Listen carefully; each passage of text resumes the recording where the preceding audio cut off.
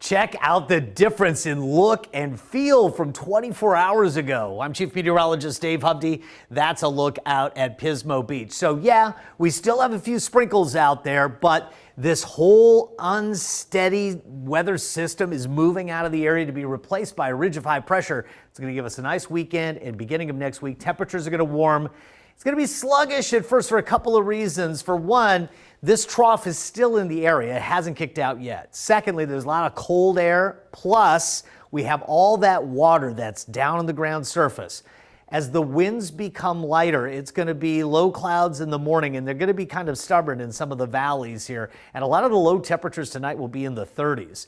Taking a look at Doppler radar over the last few hours, you can see a few light showers out there. I ran into some driving down the Cuesta Grade into San Luis Obispo. There's some off the 5 cities. For us in Lompoc, we're seeing some up in the hills as well, and in the hills above the Santa Ynez Valley, but really much more missing than hitting.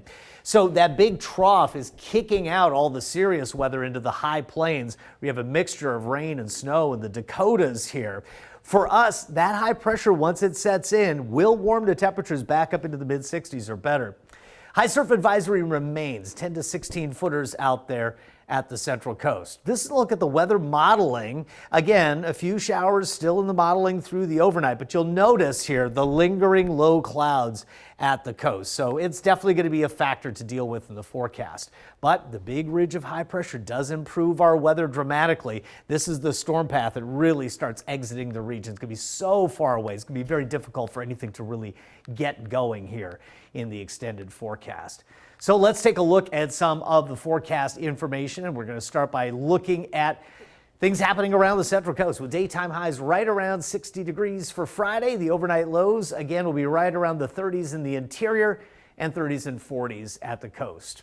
Could see some frosty conditions in the interior, but I do think the formation of some low clouds ought to help most people avoid that. There's the extended forecast. You see how temperatures work back into the low to mid 60s for most of the extended forecast, and 60s arriving for the weekend. Many more details on the forecast can be found at ksby.com.